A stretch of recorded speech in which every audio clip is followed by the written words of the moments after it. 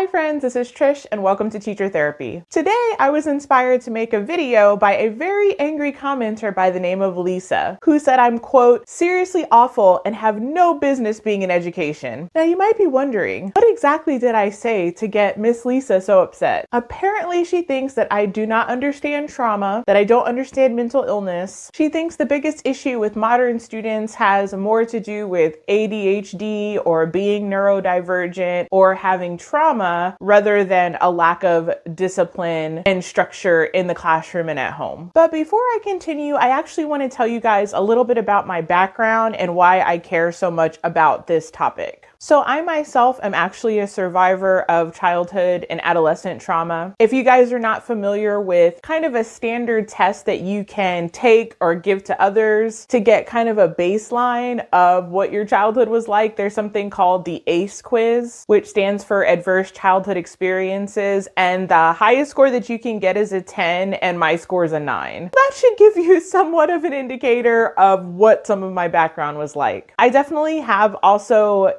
dealt with the after effects of that. My official clinical diagnosis is ADHD, depression, and anxiety. But the more I've actually learned about trauma, there's actually something called complex PTSD, which tends to have all of those different symptoms underneath it. So I think that that's probably a more accurate diagnosis. I also have a lot of intergenerational trauma. My grandma on my dad's side was actually a Holocaust survivor, and many of my family members on both sides have very severe mental illnesses. And my own husband actually suffers with fairly severe obsessive compulsive disorder and depression. So I just want to let everybody know that the things that I talk about and am going to talk about in the rest of the video are not coming from a place of never having seen or experienced suffering. And I also feel like I have a unique vantage point on what is necessary to actually succeed in life, having the kind of background that I do. Because sadly, a lot of my family members have not made it. So one of the biggest messages that I really want to get across is that trauma or neurodivergence is not an excuse for terrible behavior. Yet, unfortunately, a lot of schools are starting to buy into ideology that is in some ways called trauma informed, but in other ways is practically telling teachers, parents, the community that because certain individuals have certain challenges or traumas that essentially nothing can or should be done about it. There really shouldn't be consequences. There really shouldn't be discipline. And obviously, I really disagree with this. I think we have to ask ourselves, what is the purpose of going to school and getting an education? At one point in time, it was believed that students went to school not only for socialization and to learn how to get along with other human beings, but also to prepare them for their future, to prepare them either to go directly into the workforce, to get vocational training, or even to go to college. So if that is the purpose of school, we have to ask ourselves if allowing students to go completely wild with misbehavior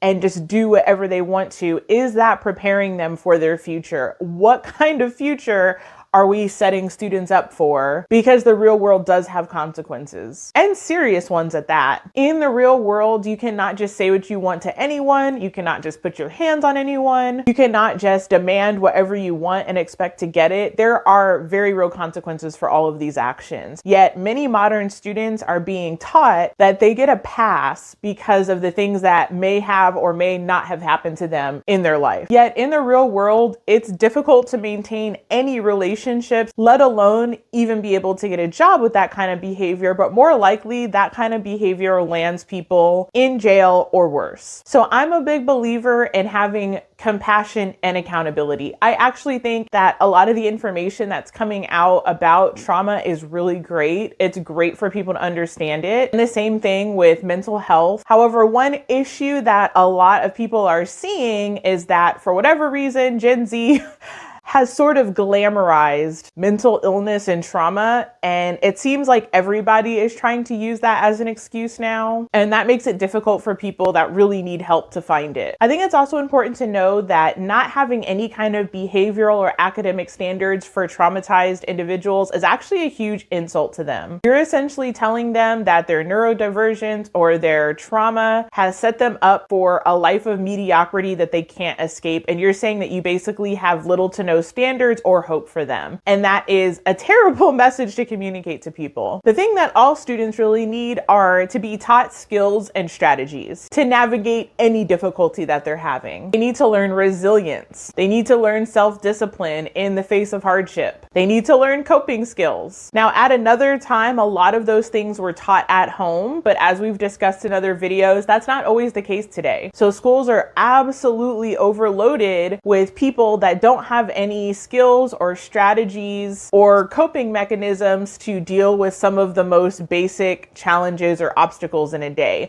In fact, many of them can't even tolerate hearing no. Many of them cannot tolerate being redirected and told that certain behavior is unacceptable. And this goes largely for the general population of students, not anybody that even has an on-record diagnosis. This is just what we're dealing with in general. A generation of people that really cannot tolerate any kind of discomfort and being told no. And this is a problem. And the new school methods simply are not working. Now, I would say in my experience with the hundreds, if not thousands of students that I've come into contact with, I would say about 97% of them absolutely were capable of behaving themselves, of applying themselves academically, and of getting some degree of work done, although more than half of them were not even trying. But maybe there is a 1 to 3% population that could not control themselves and could not handle themselves. And in past times, those students would have their own classrooms or their own schools. Now they've been mainstreamed into general education classes, and the results have not been good for them or for the other students in the classroom. Unfortunately, now teachers are essentially being asked to be therapists and social workers and special education teachers, even if we don't have any of that training. So I would agree that schools definitely need more support. It would be great if they had more counselors, more special education teachers, a school psychologist in each building would be amazing, but we simply don't have those resources.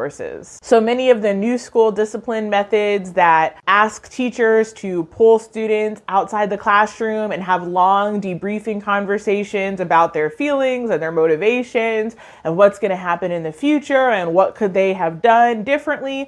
All of those things are very unrealistic because number one, we don't have the time for them. Number two, usually they don't work. And number three, there's a whole nother classroom that's doing who knows what when you're pulling a student aside to so-called process with them. And this has been put in place of traditional consequences. And today's schools do not want to remove students almost for any reason. It's much harder for students to get detentions or in school or out of school suspension because truthfully, that looks really bad for data and records, and schools don't want that. So there's a climate where a lot of schools and classrooms are completely out of control. And as I've mentioned in other videos, this is why so many teachers are quitting. The job for many of us has become completely joyless because we can't do what we were actually hired to do, which is teach students. And we're being expected to handle behaviors that we're not equipped to handle. And we're being gaslit to think that that's the best thing to do, not only for them, but for the rest of the classroom.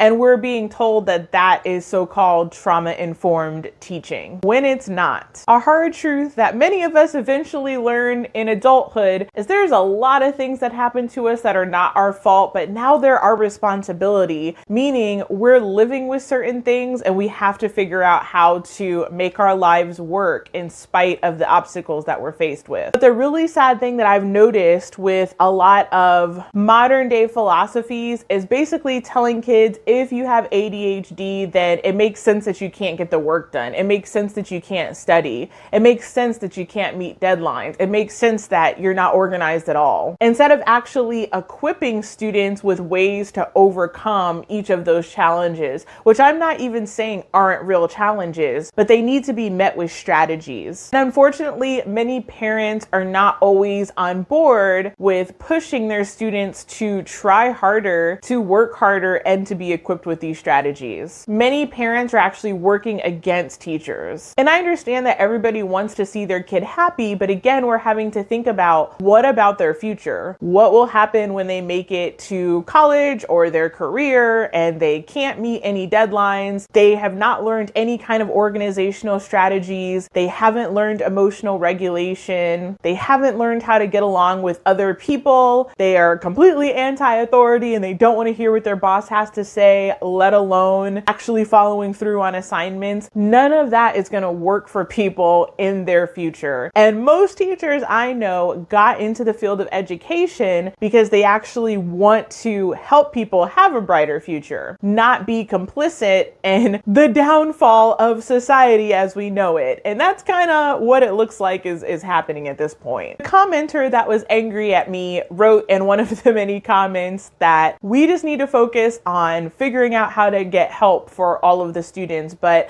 I think most non-teachers have absolutely no idea how many challenges and obstacles are actually in the way of doing just that. When I was a new teacher, I was actually told never to tell a parent that we suspect there might be something like ADHD, because then the school would actually have to pay for the testing. You would also come across many students that were clearly in need of some kind of help, but a lot of times the parents would be in complete denial and would block all efforts to even have a generalized conversation about what we were observing in the classroom. And then, like most things today, there's a lot of red tape. There were a lot of parents that would try to sue the school if their child didn't get special services, even if they didn't qualify. So there was a lot of those kind of cases clogging up the process, and they didn't want to take no for an answer. While there were other students that were clearly in need of help, but that for whatever reason didn't get identified or get the services that they could have benefited from. Another huge problem in education is just all the pressure on teachers to produce,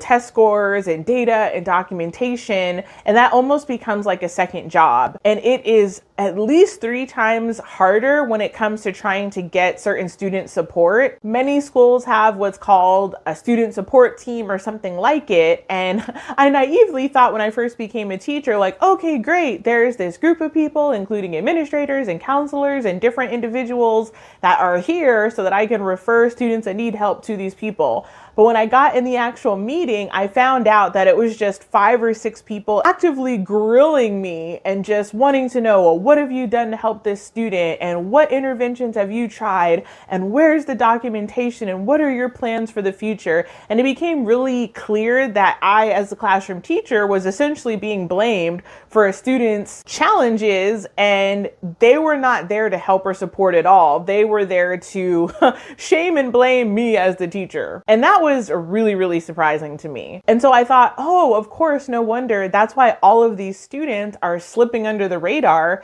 because whenever teachers try to step forward and get help for them, they're actually accused and blamed and put in the hot seat. And all the focus is on blaming the teacher, and none of that energy actually goes towards finding solutions for the student. And anytime a teacher is expected to produce, 50 to 100 pages of documentation at the end of the year to even recommend that a student possibly be retained, well, then a lot of teachers are not going to want to go through that. So there's all these blockages put in the way of actually finding students help. And this one might be really unpopular, but I'm just going to tell you what I've seen. A lot of times, once a student actually is accepted into a special education program, I didn't always necessarily see that student getting a significant amount of help. I saw a lot of times that student just being passed on. When they're pulled out for a small group, it was kind of clear that the teacher was just filling in the answers for them. And I didn't see a lot of genuine growth from the students. I saw artificial growth for numbers. And again, the reason I think this is happening is anytime that you tell a teacher your evaluations and possibly even your paycheck is going to be tied whether or not a student has a certain amount of test scores or made certain amount of growth on goals, all of that pressure is now put onto the teacher. And that kind of gives incentive for there to be a lot of fudging of numbers and passing along of people people and covering one's own self. And I just genuinely think that that's an unfair position to put a teacher in, because then it's hard for them to go back and fill in all of those missing foundational building blocks. All they're having to be focused on is, let's make sure that this student that might be 3 to 4 years behind passes this grade level assessment by any means necessary. And that's pressure that's being put on those teachers from the school district, from the state. So I kind of can sort of understand what is going on, even though it's really sad. So sometime I honestly wondered, at least in some of my context, if it was actually better for the student to just,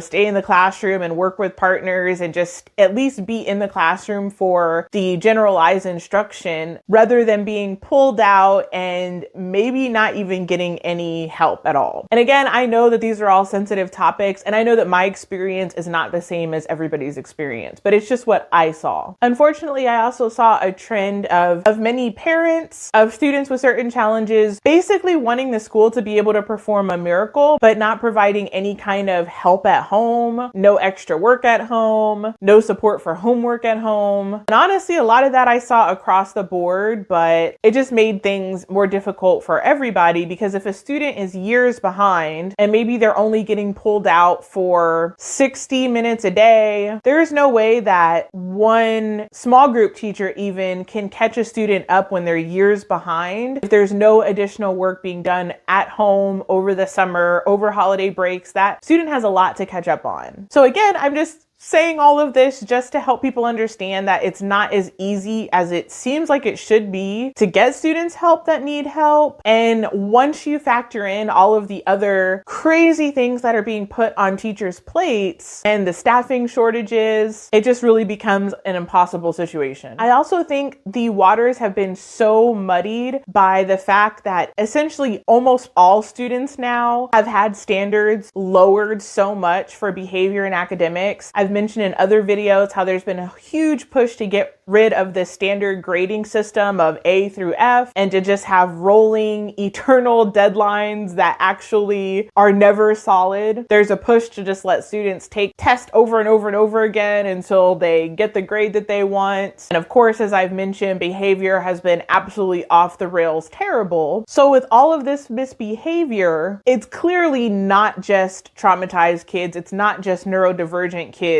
It's the general population of students that are acting completely out of control, not doing homework, not listening, fighting with teachers. So I think it's naive at best to just oversimplify the situation and say that all of these teachers just don't understand trauma or they just don't understand neurodivergence. Because a lot of the behaviors we're seeing are not coming from people that have any of those challenges, unless you just want to say that all students are in one of these categories at this point, which, as I mentioned earlier, some of them are trying to claim that status and some of their parents are supporting it. So what I'm seeing overall is just a lot of people taking the short-term success easy route now that's going to be a disaster later. But the truth is, it's a disaster even now, but they're thinking short-term. School districts are thinking short-term, they don't want to be sued, so they're not going to suspend or expel or even give people detention. Essentially, everybody is passing, sometimes even getting A's for doing absolutely nothing all year because districts don't want to deal with angry parents. Mountains of pressure and blame is being placed on teachers' shoulders for all of the things that are going wrong. And we're just continuously asked to provide more data, more documentation, figure out more strategies, even when our students are refusing to comply with any of the strategies. They're refusing to complete any of the work. They're not taking any of the grace or the breaks or anything that they're being given. They're just continuing to ramp up with worse and worse misbehavior. I also think there's a lot of environmental factors that are contributing to all of this mess.